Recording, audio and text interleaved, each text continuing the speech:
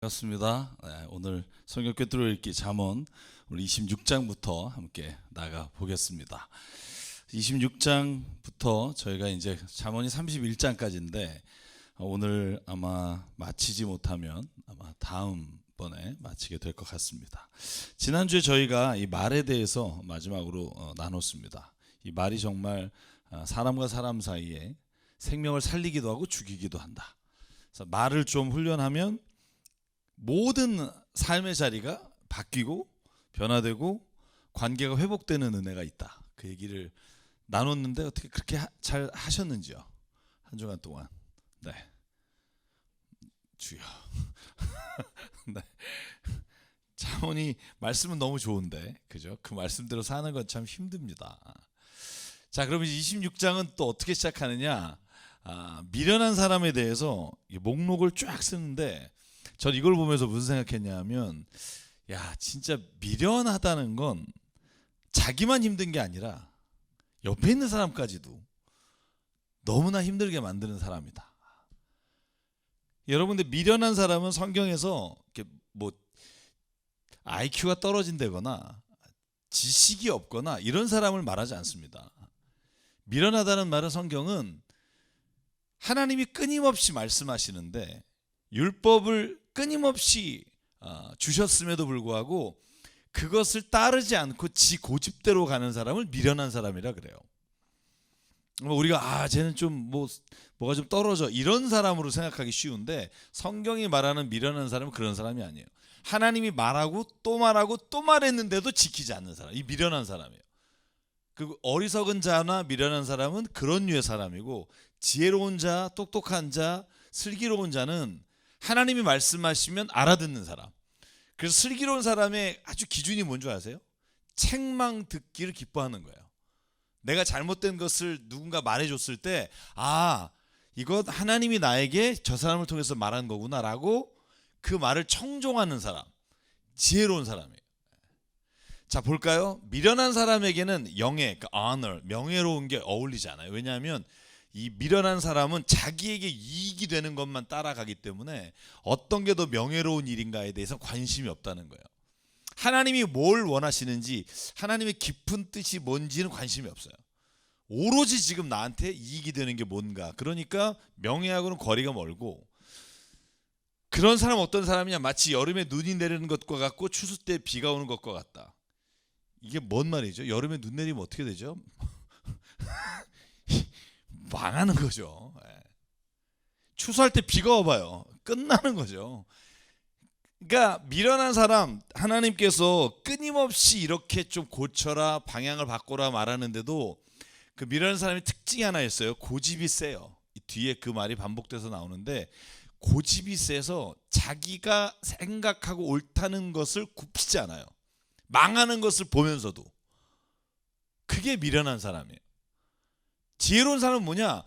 망하는 게 보이면 피하는 거예요. 그리고 자기가 고집 부리지 않고 바꾸는 거. 이게 지혜로운 사람이에요. 그래서 여러분 다음에 보면 미련한 사람이 어리석은 말을 할 때는 대답하지 마라. 정 대답하려면 그냥 같은 말로 대응해라. 왜냐하면 너도 그와 같은 사람이 될까 두렵다. 여러분, 그래서 미련한 사람, 다시 말하면 하나님의 말씀에 따르지 않고 거역하고 자기 고집대로 가는 사람을 곁에 두지 말라는 거예요. 왜냐하면 욕하면서 배워요. 사람이 그런 거 있거든요. 욕하면서 배운다.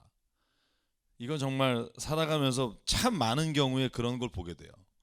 부모님을 자기가 욕하면서도 배운 게 있고, 자기 절친을 욕하면서도 배운 게 있고. 그래서 언제나 어리석은 말을 할 때는 대꾸하거나 말을 하다 보면 그 사람의 말투, 그 사람이 가지고 있는 가치관이 나에게 스며들 수 있기 때문에 웬만하면 너도 그와 같이 되지 말고 그냥 같은 말로 대응하라면 건성으로 대하라는 거예요. 이거 진지하게 그 사람하고 대화하기 시작하면 너도 그렇게 빠지게 된다. 그래서 지혜로운 채 할까 두렵다. 미련한 사람을 시켜서 소식을 보내는 것은 제 발목을 자르거나 폭력을 불러일으키는 거다. 여러분, 한번 미련한 사람, 다시 말하면 지 고집대로 하는 사람을 한번 전령으로 보내보세요. 내가 전하는 소식을 전하는 게 아니라 지가 하고 싶은 얘기를 해요. 우리가 인간관계에서 이런 게 문제가 되잖아요. 여러분 중간에서 말 전하는 사람, 이 사람 때문에 관계가 깨져요. 그 사람이 어떻게든지 좋게 말하면 이게 참 나빠질 것도 좋아지는데 좋아질 것도 나빠져요. 어떠면 미련한 사람이 그 말을 전하면 어떻게 된다? 발목을 자르거나. 이게 얼마나 무서운 말이에요. 미련한 사람한테 좀 전가를 전해라 그랬더니 발목 자르는 일을 하는 거예요. 그 다음 표현이 너무 재밌습니다. 미련한 사람이 입에 담는 잠언. 그러니까 미련한 사람이 야 인간은 이렇게 살아야 돼. 야 인생은 이렇게 사는 거야. 한번 사는 거 뭐 이런 거 있겠어? 이렇게 말하는 잠언은 사람의 다리처럼 저는 사람의 다리처럼 힘이 없다. 그러니까 무슨 말이냐면 아무 쓰잘데기 없다는 말이에요. 미련한 사람에게 명예를 돌리는 것은 무리매에 돌을 올려놓는 것과 같다. 여러분 이게 무슨 말일까요? 여러분이 질문 안 하니까 제가 질문할게요. 무린매에 돌을 올려놓은 것과 같다. 무린매가 뭐죠? 여러분 다윗이 무린매를 던져서 골리앗의 이마에 딱 맞췄잖아요. 자, 무린매에 돌을 올려놓은 건 미련한 사람에게 명예를 준다. 무슨 말이에요? 미련한 사람이 높은 자리를 앉거나 미련한 사람이 남을 통치하는 자리에 앉으면 어떻게 되냐면 지 마음대로 돌을 휘젓는다는 거예요. 던져서. 여러분 그런 일 많잖아요. 우리가 선거 잘못해가지고 얼마나 많이 경험하고 또 뽑잖아요. 그죠? 저는 이 말을 저는 좀 주목했으면 좋겠어요. 미련한 사람이 입에 담는 잠언은 술 취한 사람이 손에 쥐고 있는 가시나무 같다. 이게 무슨 말이죠? 술 취한 사람이 가시나무 들면 어떻게 돼요? 주변에 있는 사람 다 다쳐요. 그러니까 미련한 사람, 다시 말하면 자기 고집대로 살고 그리고 다른 사람의 조언에 귀를 기울이지 않고 하나님의 말씀을 재차 말해도 따르지 않는 사람. 그 사람이 곁에 있으면 여러분 이와 같은 일이 일어나고 미련한 사람이나 지나가는 사람을 고용하는 건 궁수가 다치는 대로 사람에게 활을 쏘는 것 같다. 마구잡이로 사람 죽인다는 거죠. 개가 토한 것을 도로 먹듯이 미련한 사람은 어리석은 일을 되풀이한다. 미련하니까. 미련하다는 말이 뭐다? 아무리 말해도 그 말을 깨닫지 못하는 사람이에요. 그러니까 여러분 그러니까 좀 뭔가 우리가 미련하다고 할 때 이 오해를 하면 안 돼요. 뭔가 지식적으로나 부족하거나 아니면 어떤 사람이 태어날 때부터 장애가 있는 사람을 미련하다고 말하지 않아요. 성경은.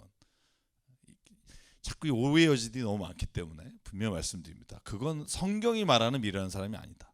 미련한 사람은 하나님의 가르침과 권고를 듣지 않는 사람.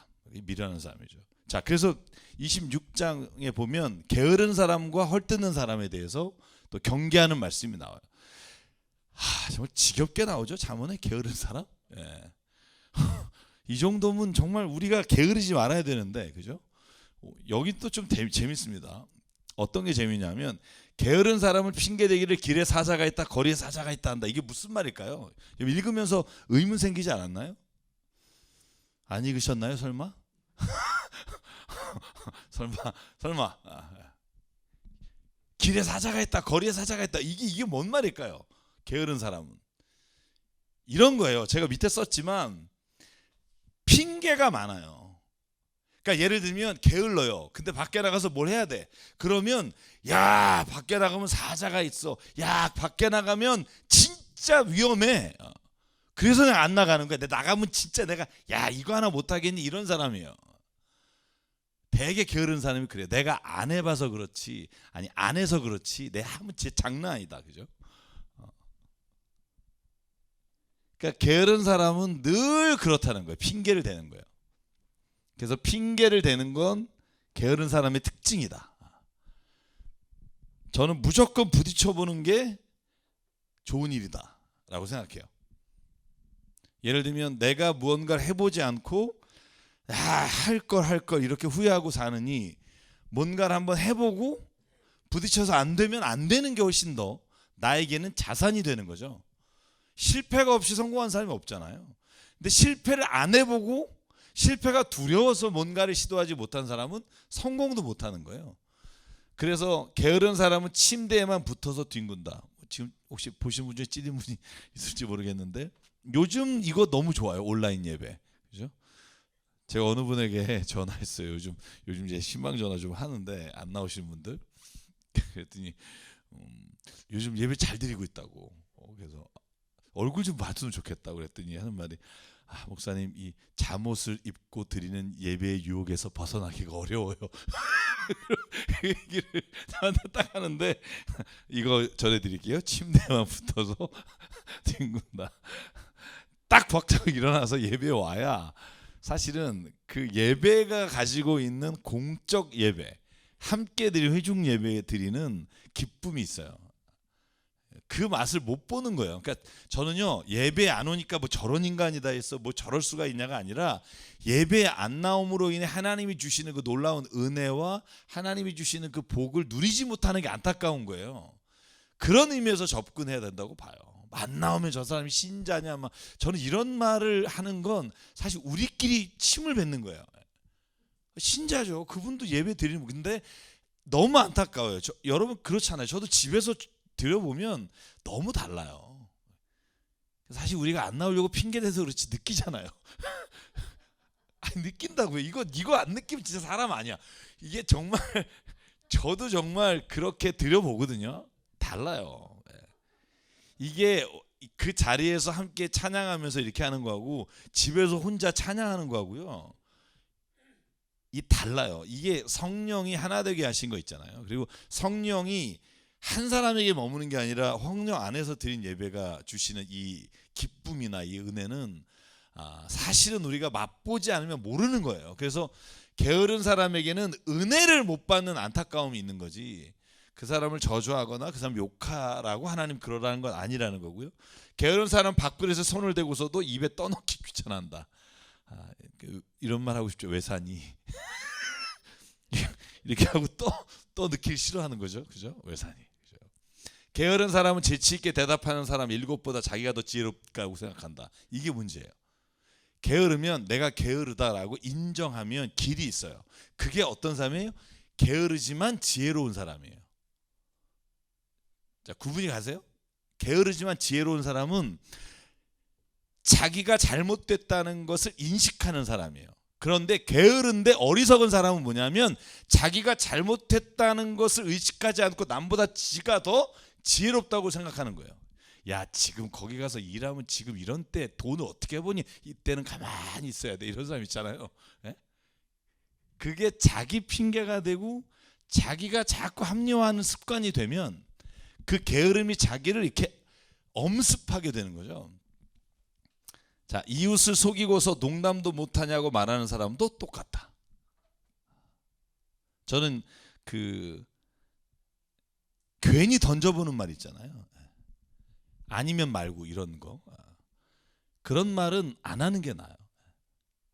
왜냐하면 그 말이 내 마음에 상처가 되고 부딪혀서 계속 기억이 난단 말이죠. 누가 한 말이든 그것이 나에게 유익이 되지 않는 말은 안 하는 게 좋다. 진실한 충고가 아니면 자, 땔감이 다 떨어지면 불이 꺼지듯이 남의 말을 잘하는 사람이 없어지면 다툼이 굳힌다. 저는 이거는 진짜 밑줄 쫙 긋고요. 이거는 정말 이 교회 공동체나 사람이 사는 곳에서 반드시 필요하다. 남의 말 잘하는 사람이 있는 곳은 다툼과 싸움이 끝이지 않는다. 그죠? 저는 이게 지겹도록 남의 말 많이 하는 사람이 있어요. 제가 지난주에도 말씀드렸잖아요. 남의 말을 나에게 전하는 사람은 꼭 기억하십시오. 내 말을 다른 사람에게도 하고 있어요. 안 좋은 얘기를 안 좋게 만들어서. 그죠? 그러니까 제가 부탁드리고 싶은 건 남의 말을 하는 것 자체를 안 하시는 게 좋아요. 아예 한다면 좋은 말을 하는 게 좋고. 근데 우리가 어쩔 수 없이 어떤 사람에 대해서 평가해야 될 때가 있어요. 되게 마음이 아프지만 저도 목회자로서 그럴 때가 있어요. 왜냐하면 그 사람을 더 써야 되느냐 아니면 안 써야 되느냐, 이 일을 맡겨야 되느냐 안 맡겨야 되느냐 할 때 객관적인 평가가 필요하단 말이에요.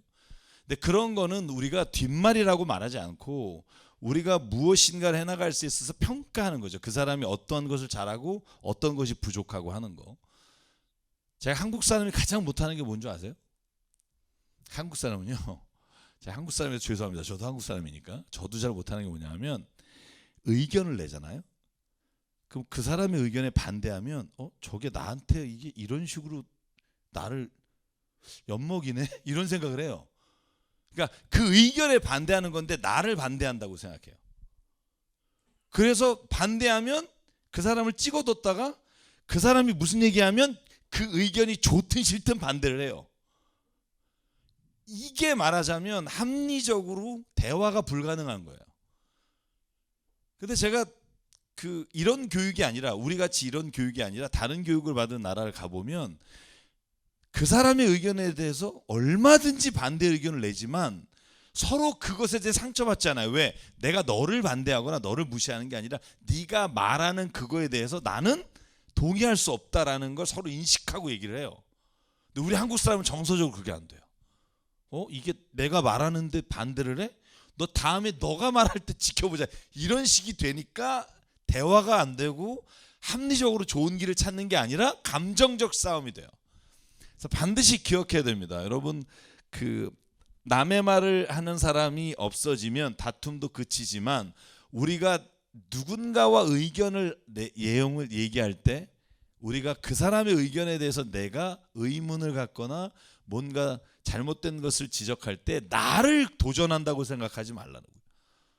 이게 참 쉽지는 않아요. 그러나 이걸 구분할 수 있을 때 건설적인 이야기와 방향이 나갈 수 있다는 거예요. 자, 그리고 비록 다정한 말을 한다 해도 그를 믿지 마라. 왜냐하면 그냥 입 바른 소리니까. 그의 마음속에는 역겨운 것이 7가지나 들어있다. 이게 권모술수가 강한 거죠. 상황에 따라서 모면하기 위해 하는 말들, 그런 말들이 정말 많은 사람들은 곁에 두지 마십시오. 거짓말하는 혀는 흠없는 사람의 원수이며 아첨하는 사람은 자기의 신세를 망친다. 자, 저는 그래서 이 말을 좀 기억했으면 좋겠어요. 우리가 살아가면서 게으른 거, 이건 내가 스스로 합리화할 일이 아니라 내가 내 습관을 고쳐야 될 일이다. 남에 대해서 험담하거나 남을 헐뜯는 사람은 멀리해라. 왜냐하면 그 사람하고 있을 때 좋을 게 하나도 없다. 배우는 거라고는 남을 욕하는 것밖에 없고 발전적이고 더 나은 방향으로 나가는 길을 막게 된다. 그게 오늘 잠언 26장에서 말씀하시는 하반절에 우리에게 주시는 교훈입니다. 제가 장절을 주제별로 다 뽑았기 때문에 여러분들이 좀 절 보면서 찾으셔야 될 거예요. 왜냐하면 이게 너무 이렇게 중간중간에 돼 있어서 제가 한번 이렇게, 사실 이건 뭐 누구도 안 했기 때문에 제가 그냥 읽으면서 뽑았고, 그렇게 하니까 훨씬 더 제가 이해하기가 편해서 이렇게 말씀을 좀 드립니다. 네, 오늘 그래서 27장으로 넘어가 보면 27장에 또 잠언의 말씀 중에 제가 참 좋아하는 말씀입니다. 사람이 자랑하는 말과 축복하는 말에 대해서 이야기를 하고 있는데요. 잘 보시면 자랑하는 사람은 문제가 있다는 거예요. 무슨 문제가 있을까요? 자기가 입만 열리면 자기 자랑하는 사람. 여러분 주변에 있죠? 한두 명쯤은? 자가당착이라 그러죠. 자기가 막 자랑해요. 근데 여기서 뭐라고 말하냐면 하루 사이에 무슨 일이 일어날지 모르는 게 인생인데, 그죠? 막 자기 자식 자랑해요. 근데 여러분 어느 날 그 아이가 어긋나서 진짜 막 걷잡을 수 없는 길로 갈 수도 있단 말이죠. 그러니까 뭐 자녀를 칭찬하지 말아는 아니에요. 자, 칭찬은 하는 거예요. 근데 남이 나를 칭찬하게 하라는 거예요. 이건 뭐 너무나 많이 나오는 말씀인데, 우리가 자녀를 혹은 내 자신을 말할 때 자랑하진 말라는 거예요. 자, 잘 볼까요? 내가 너를 칭찬하지 말고 남이 너를 칭찬하게 해라. 왜냐하면 칭찬은 남이 해주는 것이지 자기가 입으로 하는 게 아니다. 근데 요즘은 자기 PR 시대라고 해서 자기가 자기를 포장을 어떻게 하냐에 따라 세상에서 인정받는 게 달라진다고 생각하거든요. 그런데 잠언에서 말하는 게 뭐냐 하면, 이 자랑이라는 게 결국은 내일 어떻게 되는지 알 수 없으면서 오늘 내가 막 자랑해 놨다가 내일 어떤 일이 일어나면 그걸 또 다시 합리화해야 되는 일이 생기니까, 아예 그냥 내가 남에게 내 자랑을 하는 게 아니라 내가 그 삶을 살아보면 다른 사람이 칭찬하게 된다는 거예요. 근데 요거에서 주의할 점, 아까 앞에도 나왔지만 칭찬과 아첨을 구분할 수 있어야 돼요. 여러분에게 뭐 여쭤볼게요. 칭찬과 아첨을 어떻게 구분할까요? 이게 아첨인지 칭찬인지 와 부장님 이런 거 있잖아요. 뭐 그렇다고 해서 다 아첨은 아닐 거 아니에요. 진짜 우리가 그게 정말 뭐 좋아서 할 수도 있는데 어떻게 구분할 수 있을까요? 역시 사회생활을 많이 해보셔서 그러니까 내가 지금 저 사람을 칭찬하고 막 이러는 게 내가 그 사람에게 잘 보이기 위해서 하면 아첨이에요. 근데 내가 진심으로 그 사람을 바라보면서 내가 하는 말이면 그 칭찬이에요.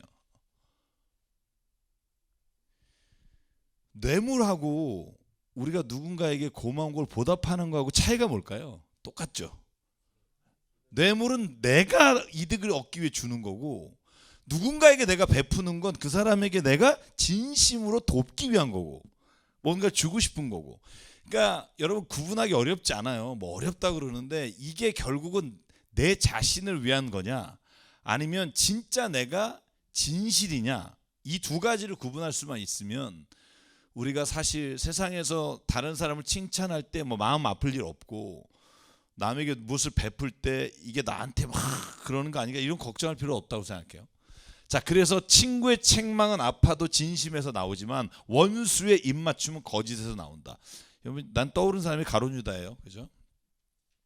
예수께서 잡히기 전날 스승님 그리고 입 맞췄는데 그때 그걸 표시로 딱 듣고 대제사장에 그 수하 있는 사람들이 예수를 잡으러 왔잖아요. 자, 그래서 이른 아침에 큰 소리로 이웃에게 축복의 인사를 하면 제가 맨날 강조하는 거잖아요. 축복의 인사를 하면 그것을 오히려 저주로 여겨요. 누가? 여러분, 자기의 자랑을 하는 사람 혹은 미련한 사람은 축복을 저주로 여긴다는 거예요. 그러니까 못 알아먹는 거죠. 여러분 이런 거예요. 자기가 아첨만이한 사람은요. 다른 사람이 자기한테 좋은 말을 할 때 고깝게 들어요. 근데 자기가 진짜 진실하게 말하는 사람은 남의 말을 그렇게 고깝게 듣지 않아요. 그래서 참 이게 사람이 자기가 되먹은 대로 다른 사람을 이해하는 거예요. 그래서 우리가 무엇인가를 이해할 때 순수하게 이해하는 게 제일 좋아요. 왜곡되지 않게 선입견 없이. 이건 또 나와요. 제가 이거 여자라고 하지 말라 그랬죠. 다투기를 좋아하는 사람은 이렇게 하시는 게 좋아요. 비 오는 날 지붕에서 끊임없이 비가 새는 것과 같다. 나 이런 비유를 어떻게 이렇게 만들어내는지. 다투는 여인과 함께 사느니 광야 가서 혼자 살아라. 뭐 다락방에 올라가서 혼자 살아라. 이런 말씀 있었잖아요 지난주에. 지붕에서 끊임없이 비가 새는 것 같다. 무슨 말이에요? 아무리 노력해도 이걸 막을 길이 없는 거예요. 저는 그래서 늘 그 생각해요. 천국을 살 수 있고 지옥을 살 수 있어요. 여기에서도. 근데 우리가 스스로 지옥을 살아요. 어떻게 함으로? 서로 시기하고 질투하고 미워하고 욕하고 그러면 지옥을 사는 거예요. 근데 여기서 축복하고 서로 격려하고 위로하고 칭찬하면 여기에서 천국을 사는 거예요. 간단해요. 천국과 지옥을 사는 방법이 어렵지 않습니다. 근데 우리가 왜 그래요? 첫째, 자존심 때문에 못해요. 네가 나한테 이랬지, 내가 너한테 또 좋은 말 할 줄 아니? 이럴 필요 없어요. 그냥 그래, 나는 네가 무슨 말 하든 나는 그냥 축복하겠다. 이러면 그 자리가 천국이 돼요. 상대방의 반응에 상관없이 내가 할 때 그게 진짜 복음 안에서 이루어지는 변화고요. 자, 그래서 도가니는 은을, 화덕은 금을 단련하듯이 칭찬은 사람 됨을 달아볼 수 있다. 이게 무슨 말이죠? 칭찬을 했을 때 다른 사람을, 그 사람이 그것을 받아들이는 태도를 보면 그 사람의 됨됨이를 알 수 있는 거예요. 칭찬했는데 막 어깨가 확 올라가면서 갑자기 남을 무시한다? 이건 이제 그 사람은 됨됨이가 잘못된 거고, 칭찬할수록 벼가 숙이듯이 낮아지는 사람은 그 됨됨이가 된 사람이죠. 왜 지난주에 기억나시나요? 왕하고 밥 먹을 때, 그죠? 왕하고 밥 먹을 때 뭐라 그랬죠? 개걸스럽게 막 먹지 마라. 왜냐하면 왕이 너를 지금 지켜보고 있다. 그러니까 칭찬할 때도 마찬가지. 칭찬할 때 이 칭찬이 내 스스로가 교만해지라고 주시는 게 아니라 이 칭찬이 나로 하여금 격려하는 말로 들어야 돼요. 그 구분을 못하는 사람이 많습니다. 칭찬 좀 하면 그냥 교만해져서 자기가 뭐가 된 것처럼 막 이러는 사람이 있고, 칭찬할 때 오히려 자기를 돌아보는 사람이 있고. 이게 저는 슬기로운 사람과 어리석은 사람의 차이죠. 그러니까 여러분 이게 다 연결돼요. 악인과 의인, 슬기로운 자와 어리석은 자, 여러분 게으른 자와 부지런한 자, 부자와 가난한 자, 이따가 부자와 진짜 부자가 누군가에 대한 얘기도 나오는데 그 모든 게 다 연결되면 하나예요. 하나로 이해할 수 있어요. 자, 그러면 두 번째, 어리석은 사람과 슬기로운 사람에 대해서 또 구분을 해요. 자, 내일 돌도 무겁고 모래도 짐이 되지만 어리석은 사람의 성가시게 구는 것은 이 두 가지보다 더 무겁다. 무슨 말이죠 이게? 이해하시는 대로 한번 얘기해 보실래요? 돌도 무겁고 모래도 짐이 돼요. 근데 더 짐이 되는 애는 어리석은 사람이다. 차라리 그냥 돌 무거운 게 낫지. 에? 그러니까 정신적으로 어리석은 사람하고 있으면 진짜 피곤한 거예요. 이런 경험 있으시나요? 네. 네. 누군지 말하지 마시고. 분노는 잔인하고 진노는 범람하는 물과 같다고 하지만 사람의 질투를 누가 당해낼 수 있으랴. 이 질투가 사람을 죽일 수도 있고 살릴 수도 있습니다. 이 질투라는 마음이 한번 자리를 잡기 시작하면 모든 게 싫어요. 밉고. 제가 여러분 설교할 때 그 얘기 한번 드렸잖아요. 그 사람이 그냥 나하고 아무 관련이 없으면 얼마든지 칭찬하고 박수칠 수 있어요. 근데 나하고 직접적 관련이 있잖아요. 그게 어려워요. 왜냐하면 이게 은근한 경쟁이기 때문에 참 쉽지 않아요. 그래서 차라리 난 모르는 사람은 박수치고 막 이렇게 하는데 나랑 진짜 가까운 사람이 잘 되는 거 보면 배가 아파요. 그래서 우리나라 말에 뭐가 있죠?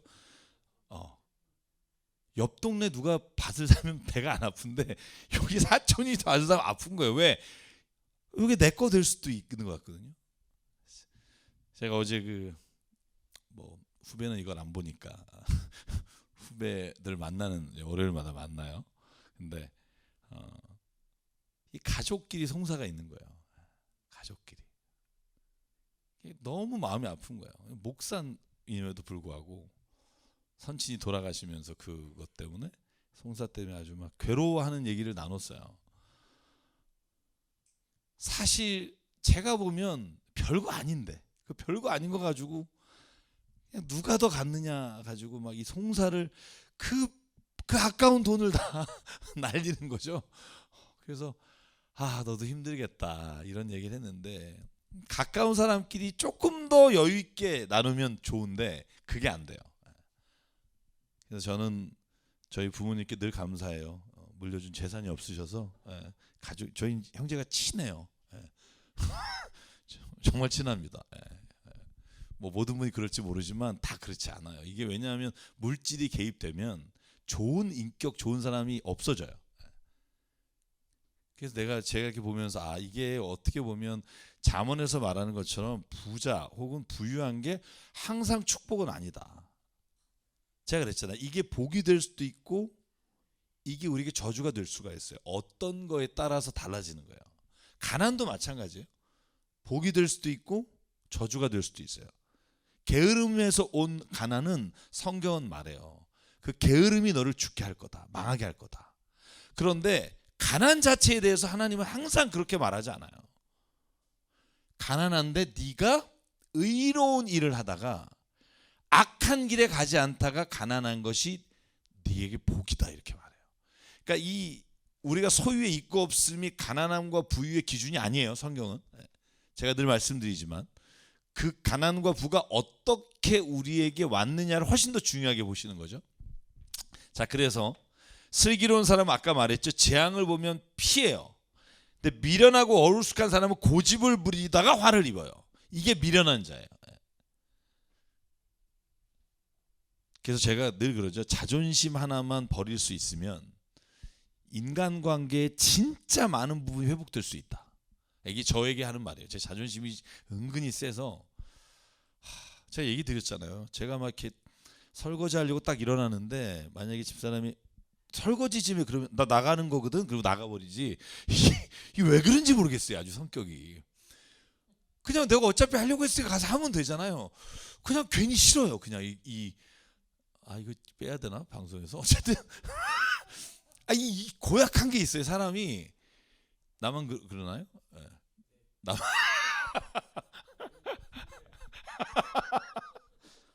목타네요.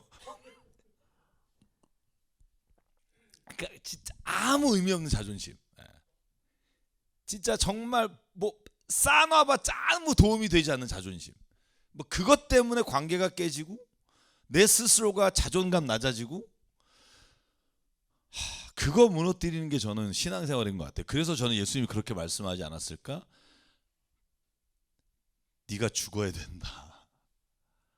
네 십자가를 지고 나를 따라라. 이 말이 결국은 그 보잘것없는 자존심 때문에 가장 중요한 인생에서 볼 수 있고 얻을 수 있는 걸 놓치게 된다. 그래서 여기서 말씀하는 게 그런 거죠. 괜히 고집 부리지 마라. 자존심 세우지 마라. 사람의 얼굴이 물에 비치듯이 사람의 마음도 사람을 드러내 보인다. 이건 명확합니다. 어리석은 사람은 곡식과 함께 절구에 넣어서 공의로 찧어도 그 어리석음이 벗겨지지 않는다. 야, 이거 진짜 어렵다는 거예요. 그래서 여러분 이 어리석음으로부터 벗어나는 길이 뭐냐? 성경에 의하면 하나님께로 나오는 거예요. 하나님께 나온다는 말이 여러 가지 의미가 있지만 중요한 의미가 뭐냐면 하나님 앞에 내가 서는 거예요. 말씀 앞에 서는 거예요. 똑같은 말이에요. 하나님 앞에 서는 거예요. 말씀 앞에 서는. 그러면 뭐가 보이냐면 내가 보이는 거예요. 근데 다른 사람 앞에 서면 안 보여요. 절대로. 내가 저런 인간 뭐 이런 비교만 되지. 그래서 하나님 앞에 나오는 자가 슬기로운 자고 지혜로운 자고 의로운 자고 그죠? 기준이 딱 하나예요. 하나님을 믿는 사람, 하나님 앞에 나오는 사람이 의로운 자요, 지혜로운 자요, 그리고 하나님께서 기뻐하시는 자고 만약에 하나님 앞에 나오지 않고 그의 말을 청종하지 않는 사람이 어리석은 자요, 악한 자요 이렇게 되는 거죠. 자, 그리고 나서 27장은 넘어갑니다. 28장을 할게요. 28장에 보면 악인의 속성에 대해서 이거 정말 중요한 것 같아요. 제가 읽으면서 또 제가 못 봤던 걸 깨달은 것 같아요. 하나님이 보신 악인은 뭔가 하는 거예요. 왜 악인을 하나님 책망하시는가? 악인이 미워서인가? 제가 그 뒤에 이거 연결시켜서 이야기를 나눠볼게요. 자, 악인의 속성은 뭐냐면 악인은 율법을 안 지켜요. 하나님의 말씀을 안 지켜요. 자, 정리가 됐죠? 하나님을 믿지 않아요? 하나님의 말씀을 믿지 않아요. 악인은 특별히 공의를 깨닫지 못해요. 자, 공의가 뭐죠? 반대되는 말이 뭘까요? 공의의 반대. 사사로운 이익이에요. 사사로운 의.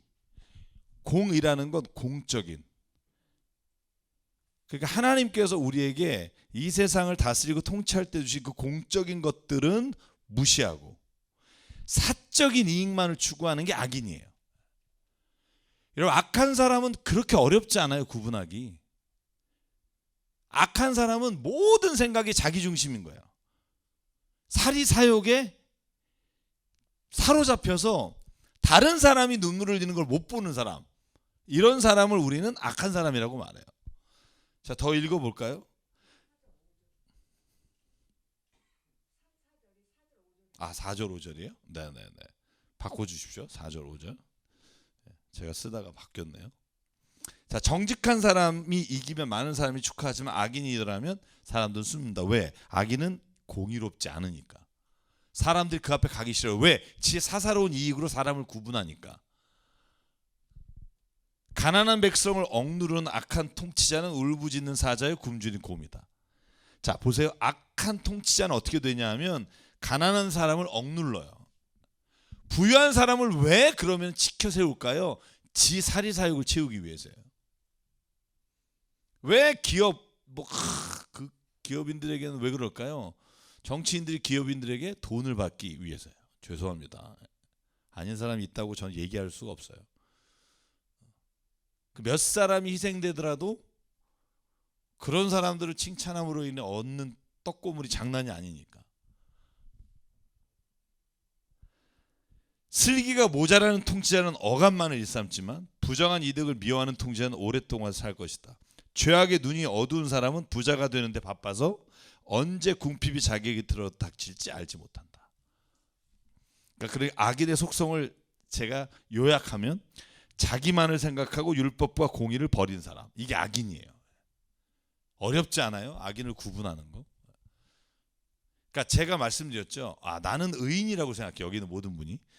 그래서 요 악한 놈들이 없어지면 세상 좋아지겠는데, 근데 성경은 그게 아니에요. 당신도 이렇게 하면 악한 사람이라는 거예요. 당신이 악인이라는 거. 어떠면 개인의 사사로운 이익만 생각하고 공의를 생각하지 않고 내가 좀 힘이 있다고 악한 사람, 가난한 사람하고 힘 없는 사람을 억압하면 당신이 악인이라는 거예요. 성경이 말하는 게 그거예요. 난 하나님을 믿으니까 악인이 아니다가 아니라 이 일을 하면 당신이 지금 악한 사람의 범주에 들어가는 거예요. 타인을 자신의 욕심을 채우는 대상으로 보는 거, 이게 악인이에요. 저 사람을 바라볼 때 저 사람이 그냥 사람 한 사람으로 보이면, 그 사람이 그냥 하나님이 창조하신 그 누군가로 보이면 그건 진짜 우리가 대상을 보는 건데, 저 사람을 어떻게 해서 이렇게 사람을 보기 시작하면 그거야말로 이제 내가 악인의 범주에 들어가려고 하는 거라는 두려움을 가져야 돼요. 타인을 나의 도구나 나의 대상으로 보지 마라. 그래서 칸트가 유명한 말 있잖아요. 사람을 수단이 아니라 목적으로 대하라. 저는 이 말이 너무 중요한 말이라고 생각해요. 그래서 황금률, 예수께서 하신 말을 인용해요. 너희가 남에게 대접받고자 하는 대로 너희도 남을 대접하라. 이게 칸트가 말한 황금률이에요. 사람을 목적으로 대하지 수단으로 대하지 마라. 그 다음에 당신의 의지에 준칙이 보편적 입법에 합당하도록 행동하라. 좀 어려운 말이지만 네가 가지고 있는 네 의지에 어떤 행동의 법칙이 보편적으로 누구나 해야 되는 것에 맞는지를 보라는 거예요. 너무 중요하잖아요. 내가 지금 하려고 하는 의지, 내가 뭔가 갖고 싶은 게 모든 사람이 일반적으로 보편적으로 이게 옳다고 여기는 일인지를 꼭 살펴보라는 거예요. 저는 그게 이 악인을 구분할 수 있는, 내가 악인의 범죄에 들어가지 않을 수 있는 방법이에요. 나는 악인이 아니다 이러면 안 돼요. 내가 이렇게 악인의 범죄에 들어가지 않는 사람이 돼야 되는 거예요. 순식간에 바뀝니다, 여러분. 진짜 웃긴 게 뭐냐면 저하고 대화할 때 어떻게 예수 믿는 사람이 그래요? 그랬던 사람이 돈 문제가 딱 걸리니까 어떻게 예수 믿는 사람이 그렇더라고요. 어떻게 그래요? 그런데 어떻게 그래요?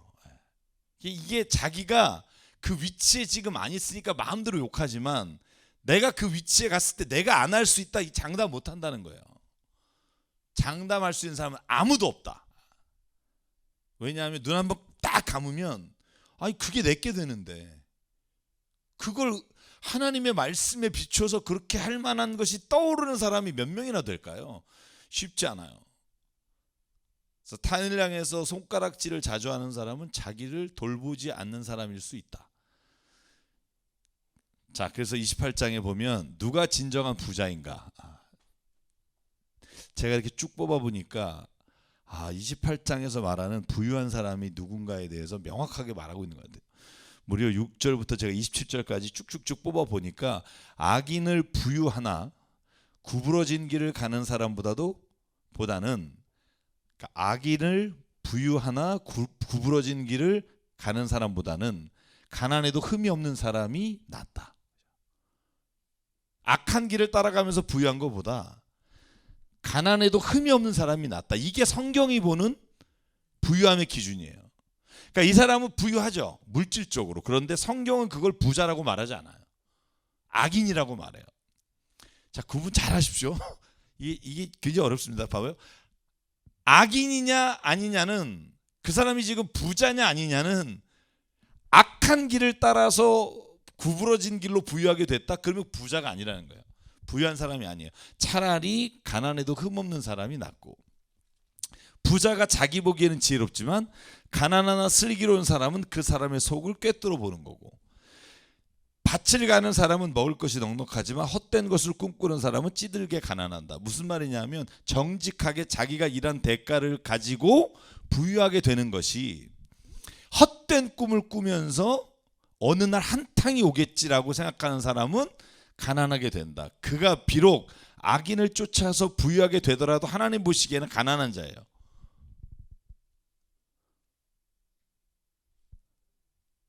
신실한 사람은 복을 받지만 속히 부자가 되려는 사람은 벌을 면하지 못한다. 자기 부모의 것을 빼앗고도 그것이 죄가 아니라고 하는 사람은 살인자와 한패다. 자, 부유함에 대해서 말하는 거예요. 욕심이 많은 사람을 다툼을 일으키지만 주님을 의뢰하는 사람은 풍성함을 누린다. 가난한 사람을 도와주는 사람은 모자라는 것이 없지만 그를 못 본 채 하는 사람은 많은 저주를 받는다. 자, 그래서 성경이 보는 부유한 자는 누구냐 하면 가난해도 악한 길을 가지 않는 사람. 여기 많이 봤죠? 시편 1편. 복 있는 사람은 악인의 길을 걷지 않고 죄인의 길에 서지 않고 오만한 자리에 잘 앉지 않고, 그리고 속히 부자가 되기보다는 가난한 사람을 도와주는 사람이 부자다. 누가 부자냐? 돈을 끌어모으는 사람이 아니라 성경은 가난한 사람을 도와주는 사람이 모자람이 없는 사람이다. 이건 믿음의 문제라고 생각해요. 만약에 이게 세상에서 실질적인 이익이 되느냐라고 하면 사실 이렇게 살기 어려워요. 근데 무엇이 정말 옳은 것이냐라고 할 때 하나님은 이게 옳은 길이라는 거죠. 세상에서는 비록 이렇게 살면 오히려 내가 가진 걸 뺏길 수도 있고 내가 가진 걸 잃어버릴 수도 있어요. 그런데 하나님이 보시기에는 그게 진짜 부유한 거죠. 여러분, 그래서 제가 이거 누가복음 12장 보시면 예수께서 하신 말씀이 이 말씀하고 똑같아요. 어느 부자가 있잖아요. 밭에 나가서 많은 소출이 너무 많아져. 그러니까 속으로 야, 내 소출 쌓아둘 데가 없네. 어떻게 할까 하다가 내 곡간을 더 크게 짓자. 그래서 내 곡식과 물건을 거기다 쌓아두자. 근데 하나님이 말한 거죠. 네 영혼에게 야, 여러 해 동안 많은 물건 쌓아놨는데 너는 마음 놓고 먹고 마시고 즐겨라. 네 영혼에게 말하지만 하나님이 야, 어리석은 놈아, 오늘 밤에 네 영혼을 하나님이 데려가시면 네가 마련한 이 모든 게 누구의 것이 되니? 그죠? 여러분, 그래서 전도서에 보면 뭐라고 돼 있죠? 많은 재물을 쌓는 게 왜 헛되고 헛되다 그러죠? 아주 네? 그러니까요. 솔로몬이 정말 똑똑해요. 이거 다 지 자식이 갖고 자식은 노력도 안 했는데 얻는데 이 꼴 보기가 싫은 거예요. 여러분, 그게 르호보암이잖아요. 여러분, 르호보암 아시잖아요. 아니, 솔로몬이 그렇게 재산을 모아놨는데 이놈이 그걸 가지고 젊은 친구들하고 먹고 놀고 오히려 세금은 지 아버지보다 더 뜯어내니까 나이 든 사람이 와서 부탁하잖아요. 제발 이러시지만 안 됩니다. 솔로몬께서 그 세금 많이 걷어서 힘들어 죽겠는데 당신은 더 걷었습니까? 그랬더니 뭐라 그래요? 젊은 애들하고 얘기한 다음에 저것들이 아직 먹을만 하니까 저렇다. 매우 쳐라. 그게 이제 솔로몬이 본 아들이란 말이에요. 그래서 저는 이 예수님의 말씀의 결론이 뭐냐 이거예요. 자, 21절 같이 읽을까요? 시작. 자기를 위해서는 재물을 쌓아두면서도 하나님께 대하여는 부유하지 못한 사람은 이와 같다. 자, 진짜 부유한 사람은 누구냐? 예수의 말씀에 따르면 예수님이 이렇게 말해요. 재물이 아니라 하나님에 대해서 부유한 사람이 진짜 부자다. 재물은 있고 없고, 그리고 우리가 필요할 때는 이것이 굉장히 중요해 보이지만, 근데 궁극적으로 우리가 중요한 건 하나님에 대하여 부유한 사람. 여러분 기억하십니까? 가난한 사람에게 우리가 무엇인가를 주는 것은 하나님에게 꿔드리는 거다, 이런 말씀이 있었잖아요. 그러니까 하나님에 대해서 부유한 사람, 다시 말하면 하나님을 신뢰하고 믿고 우리가 이 세상에서 누군가에게 베푸는 사람, 그 사람이 진짜 부유한 사람이다. 저는 예수님의 말씀 중에 잠언의 말씀을 이렇게 지금 뽑아서 한 4개 정도 말씀드린 것 같은데, 예수님의 말씀이 잠언의 말씀과 저는 상통되는 게 너무나 많아요. 너무나 많아요. 왜냐하면 구약과 신약은 한 뿌리에 있기 때문에. 유대인들이 그 말씀을 왜곡시키고 성전을 도둑의 소굴로 만들었기 때문에 그렇지, 하나님의 원래 오리지널 텍스트는 예수님의 오리지널 말씀과 항상 일치한다. 예수께서 사랑을 말할 때 하나님을 사랑하고 내 이웃을 사랑하라는 것도 신명기와 출애굽기에 나오는 말씀이었고, 저는 사실은 처음에 그걸 몰랐어요. 그러니까 구약 성경에는 하나님을 사랑하라, 내 이웃을 사랑하라, 이 말씀이 예수께서 하신 말씀이고, 구약은 하나님을 섬기고 뭐 이런 쪽으로 어렸을 때 생각을 했는데, 저는 구약에 하나님을 사랑하고 내 이웃을 내 몸과 같이 사랑하는 말이 있다는 걸 알고 난 다음부터, 이게 율법을 잘못 왜곡된 해석을 했기 때문에 우리가 구약의 하나님 오해하는 거지. 사실은 구약의 하나님이 예수 그리스도께 오신 그 하나님과 동일하신 분이다 라는 얘기를 저는 늘 다시 한번 생각하게 돼요. 자, 그래서 기억하십시오. 누가 부유한 사람인가? 하나님에 대해서 부유한 사람. 그러니까 마음에 정말 여유가 있는 거죠. 하나님이 내 삶에 있어 인도자 되시고 나를 이끌어 가시는 분이라는 믿음이 있는 사람. 그런 사람에게는 저는 인생이 부유하게 살 수 있다고 믿어요. 자, 잠언 29장 오늘 여기까지 한번 해볼게요. 자, 악인을 향한 하나님의 마음이, 아까 악인에 대해서 여러분 한번 제가 상기시켜 드릴게요. 악인의 속성 뭐냐? 자기밖에 몰라요. 그리고 율법과 공의를 버렸어요. 모든 대상을 나의 이익으로 봐. 자, 근데 하나님이 악인에 대해서 어떻게 생각하는가를 저는 29장을 보면서 진짜 많이 깨달았어요. 그게 뭐냐면, 자, 보세요. 의인이 많으면 백성이 기뻐하지만 악인이 많으면 어떻게 되냐면 백성이 탄식하게 돼요.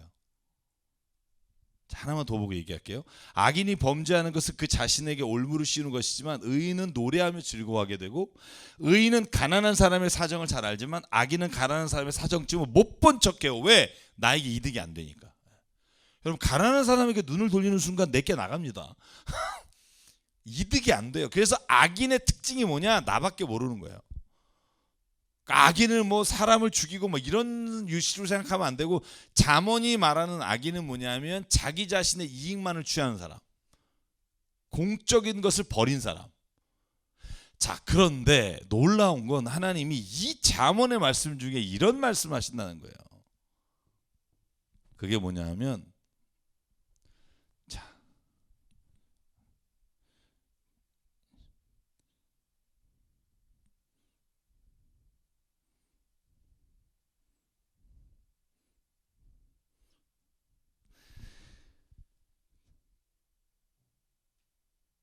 여러분, 그 잠언서에 제가 지금 여기 앉는 말씀인데 그 제가 지금 말하는 게 몇 절인지만 좀 말씀해 주실래요? 자, 요 절이에요. 요 절. 제가 절을 안 넣었으니까 몇 절인지. 요게 악인에게도 의인과 똑같은 햇빛을 주신다. 29장 몇 절이죠? 13절. 자, 여기 있군요. 제가 지금 색깔을 구분 못해서. 자, 13절을 보자고요. 갑자기 악인에 대해서 경고하잖아요. 악인은 막 이렇고 백성을 궁핍하게 만들고 자기의 이익을 취하고 그러다가, 자, 13절 뭐라고 하냐면, 가난한 사람과 착취한 사람이 다 함께 살고 있으나 주님은 이들 모두에게, 모든 사람에게 똑같이 햇빛을 주신다. 여러분, 이거 다른 말씀이 나오잖아요. 이걸 왜 여기다 갑자기 넣었을까? 아니, 악인을 지금 계속 깠잖아요. 악인은, 그 악인이 있는 것 때문에 지금 모든 백성이 궁핍해지고 가난한 자가 피폐해지고, 그런데 악인들에게도 똑같이 햇빛을 주신다. 여기서 하나님이 어떻게 악인에 대한 마음을 가지고 계신지 읽을 수 있는 것 같아요. 제가 잠언서를 읽으면서 29장에서 깨달은 게 이거예요. 뭐냐면, 하나님의 악인을 책망하고 악인에 대해서 이렇게 말씀하시는 이유는 악인을 미워하고 죽이기 위해서, 벌하기 위해서가 아니라는 거예요. 자, 제가 여기 썼지만 세상을 사랑하기 때문에 악한 자에 대해 책망하는 거예요. 많은 사람이 고통을 당하고 가난한 자가 그의 삶에서 피폐해지는 것은 악인 때문이기 때문에 하나님이 악인을 책망하지만 그를 미워해서 그를 단절시키려고 하는 게 아니다. 왜냐하면 하나님은 이들 두 사람에게 똑같이 햇빛을 주시는 걸 보면 악인을 미워하는 게 아니라 악에서 돌아서기를 원하는 거다. 이게 저는 하나님의 마음이다. 그러니까 악인을 향해 하나님의 마음은, 야, 저런 놈 싹 쓸어버려야지, 죽여야지가 아니라 안타깝고 불쌍한 마음으로 그들을 향해서 오늘도 하나님께로 돌아오라고 외치시는 것이 아버지의 마음이다. 우리 같으면 그러잖아요. 비만, 요 동네만 비만 오게 해주시고 요 동네는 비 안 오게 해주시고 막 이런 생각이 있잖아요. 그죠? 이슬람 쪽은 아예 그냥 사막이 되고 기독교 국가는 막 발전해서 막 이런 생각을 갖고 있는데, 하나님은 거기나 여기나 똑같이 햇빛을 주신다. 왜 그럴까? 하나님은 악인이 멸망당하기를 기뻐하시는 게 아니라 악인으로 인해 지금 이 세상에 있는 사람들이 고난당하는 것 때문에 악인을 책망하고 지금 훈계하시지만 그런 악인도 하나님은 결국 돌아오기를 원하시는 거다. 왜냐하면 다 그거죠. 악인이 많아지면 범죄가 늘어나니까. 악인은 정직한 사람을 싫어하니까. 그러니까 악인을 책망하시고 악인에 대해서 너희가 벌을 면치 못할 거다라고 말하지만, 그러나 하나님의 마음은 이 잠언서 이 악인에 대해서 말씀하면서도 끝까지 이렇게 말하는 거죠.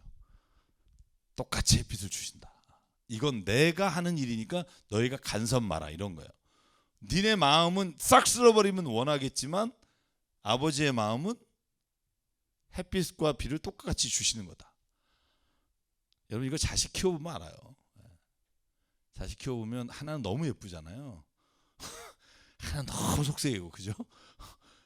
근데 부모가 그렇다고 해서 어느 놈만 이렇게 좋아하고 어느 건 안 해요? 그러지 않는단 말이에요.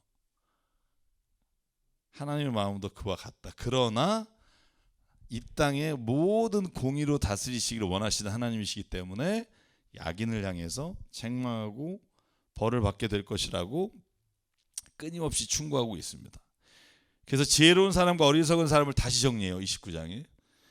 자, 여기서 중요한 핵심은 뭐냐면 29장은 지혜로운 사람은 어디에서 시작되고 완성되느냐? 가정이라는 거예요. 세상에서 지혜로운 자를 찾기가 쉽지 않아요. 여기서 말하는 요지를 볼까요? 지혜를 사랑하는 아들은 아버지를 기쁘게 해요. 왜? 자, 보시죠. 매와 15절. 매와 꾸지람은 지혜를 얻게 만들어주지만 내버려둔 자식은 그 어머니를 욕되게 한다요. 너의 자식을 훈계해라. 그러면 그가 너를 평안하게 하고 너의 마음에 기쁨을 안겨줄 것이다. 자, 여기서 말하는 게 뭐예요? 자식을 지혜롭게 가르치고 훈계하는 건 누구의 역할이다? 부모가 해야 될 일이다. 이걸 못하면 사실 이 사회가 악한 악인으로 채워지게 될 거다. 가정이 바로 서는 게 세상을 바로 세우는 일이다. 수신제가 치국평천하 뭐 이런 말이 갑자기 떠오르는데, 지혜로운 사람은 부모의 교육으로 태어난다. 자기도 교육 못하면서 학교에다가 막 이러는 분이 있어요. 저는 이제 이게 참 어불성설이죠. 같이 해나가는 거 하지만 어디가 더 중요하냐? 가정이 중요해요. 물론 이제 저희 자녀가 또 어떻게 자라날지 제가 잘 몰라서 두렵습니다만 그건 맞는 말이에요. 잘못되면 부모가 잘못이에요. 저는 뭐 부인하지 못하겠어요. 그러니까 성경이 말하는 지혜로운 자의 시작은 가정이에요. 그래서 가정에서 훈계하는 것을 해야 되는 거예요. 그런데 이 훈계가 지난번에 우리가 말한 것처럼 때려라까지 나오지만 이 감정적인 구타가 아니라 그를 진짜 사랑하는 마음으로 올바른 길로 이끌어가는 마음이 있어야 된다는 거죠. 그래서 감정적 구타가 혹은 감정적으로 누굴 때리라는 성경의 말씀 아닙니다. 그래서 지혜를 사랑하는 아들은 아버지를 기쁘게 해요. 왜? 아버지가 지혜를 가르쳤기 때문에. 자식은 무슨 생각해요? 내가 이 일을 하면 아버지가 기쁘시겠구나. 그건 어떻게 알아요? 아버지가 그렇게 가르쳤으니까. 그러니까 아버지가 가르치지 않아 놓고 너 왜 이렇게 안 해? 이건 잘못된 거죠. 그래서 지혜로운 사람과 어리석은 사람은 이런 구분이 있다. 마지막으로 통치자에 대한 거. 요즘 나라가 하수산하니 제가 이 말씀을 하고 29장 마치려고 해요. 자, 통치자에 관한 말씀이 있어요. 지도자, 왕, 통치자는 어떻게 해야 되느냐? 공의로 다스리는 말은 나라를 튼튼하게 하지만 뇌물을 좋아하는 왕은 나라가 망한다. 그죠? 우리나라 지금 뇌물로 지금 난리 났잖아요. 뭐 누가 줬는지 진짜 난 정말 혼탁한 세상. 거짓말을 누가 하는지 구분하기 어려운 세상. 저는 진짜 정치인들을 죄송해요. 너무 싫어요. 죄송해요. 제가 사람을 미워하면 안 되는데 난 누가 그러는지도 잘 모르겠는 정도로 거짓말을 잘하는 것 같아요. 다. 그러니까 저는 거짓말을 서로 이렇게 잘하는 집단에서 있다는 것 자체가 저는 이게 회의를 느껴요. 이런 사람들이 국가의 지도자라는 게. 그러니까 어느 쪽이든 전 똑같아 보이기도 하고 어쩌면 칼라만 바꿔놨지 하는 일은 비슷할까 뭐 이런 생각. 물론 여기에 다 정치적인 호불호가 있을 거라고 생각합니다만 저는 근본적으로 정치는 이 정도의 거짓말은 해도 된다는 생각이 저는 정치인들로 하여금 그런 짓거리를 하게 만들었다고 생각해요. 용납하지 않아야 돼요. 그러니까 거짓말을 하는 사람은 다음에 안 뽑아야 돼요. 또 뽑아요. 저는 이게 국민의 한계라고 생각해요. 수준. 거짓말하고 조작하고 이런 사람은 안 뽑아야 되는데 그 정도는 다 해야지라고 마음을 넓히니까 또 그 짓거리를 해요. 네? 안 뽑아야죠. 그냥 없이 해야 돼요. 입법기관 없다고 나라 망하잖아요. 행정하고 사법이면 돼요. 물론 두 쪽도 다 믿을 게 없지만. 네. 근데 저는 정치인들이 권모술수에 능하기 때문에 그래요. 주어진 룰이 아니라 룰을 만드는 사람들이잖아요. 이게 달라요. 사법이나 행정은 주어진 룰에 의해서 움직인단 말이죠. 입법이라는 건 지네가 그 룰을 바꿀 수 있는 권한이 있어요. 그러다 보니 지네 마음대로 하려고 그래요. 특별히 그 맛을 본 사람들은 더해요. 죄송하지만. 그래서 저는 이 조작하고 혹은 왜곡하고 혹은 아니라고 말하고 기라고 말하는데 이제는 진짜 헷갈리는 정도예요. 뭐 제 마음에는 있어요. 어느 쪽이 옳다, 어느 쪽이 나쁠 것이다. 제 마음에는 있으나 제가 이렇게 가만히 보면 다 어쩜 이렇게 똑같은 양상이 항상 반복될까 그런 생각을 좀 가져요. 그건 우리 잘못이에요. 그러니까 그 사람이 내 위치를 대변해 준다. 그래서 뽑는다가 그러면 안 돼요. 저 사람이 되면 내가 좀 이익이 된다. 이래서 뽑으면 안 돼요. 정치가 아무리 자기네 편을 들어주는 사람을 뽑는 거라 해도 옳지 않은 사람을 뽑으면 안 돼요. 5년 동안 고생하잖아요. 그러니까 저는 통치자에 대해서 하는 이 말을 기울여야 돼요. 뇌물을 좋아하면 안 되고 거짓에 귀를 기울이면 안 돼요. 저는 이 말이 너무 중요해요. 통치자가 거짓말에 귀를 기울이면 신하들이 모두 악해지는 거예요. 윗대가리가 죄송해요. 윗사람이 거짓말을 듣기를 좋아하면 밑에 사람들은 계속 거짓말을 해요.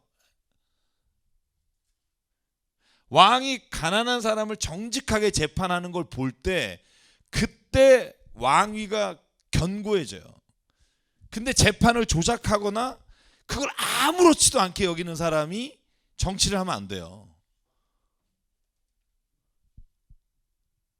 여러분 얼마나 억울하겠어요. 여러분 만약에 재판을 하러 갔는데 조작된 거로 인해 여러분이 감옥에 갔어요. 얼마나 억울해요.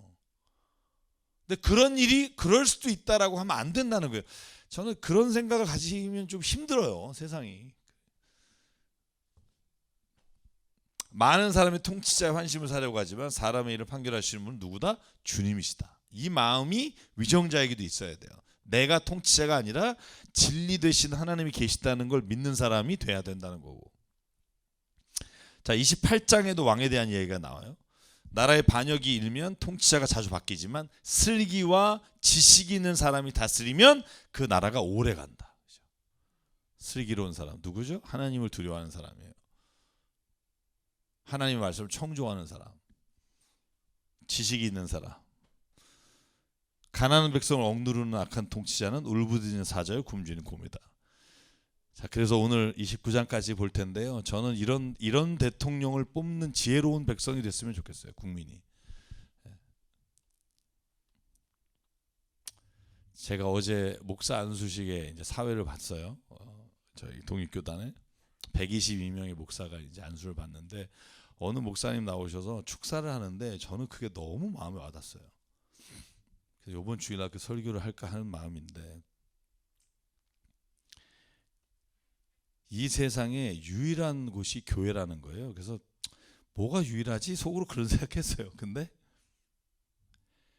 국민의힘, 민주당, 정의당 그 외에 모든 당적을 가진 사람이 누구나 올 수 있는 곳은 교회밖에 없다는 거예요.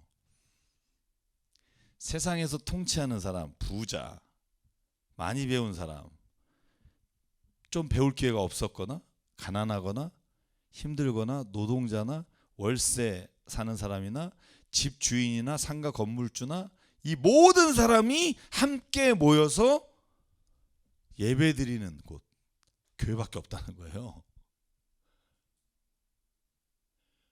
모든 이념과 경제적인 갈등 구조 안에 있는 사람들이 다 모여서 함께 있을 수 있는 곳 교회밖에 없다는 거예요.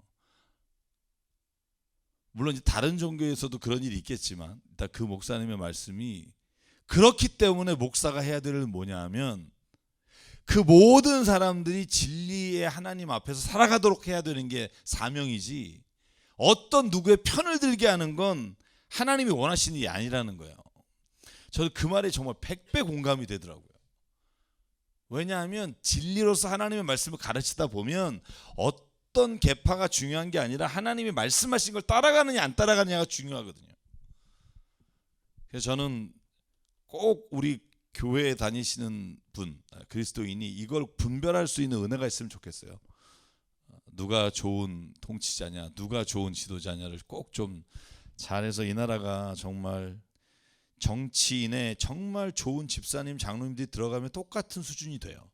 제가 아는 분들이 몇 명 있는데 들어갈 때는 정말 세상을 밖으로 들어갔다가 지만 바뀌어요.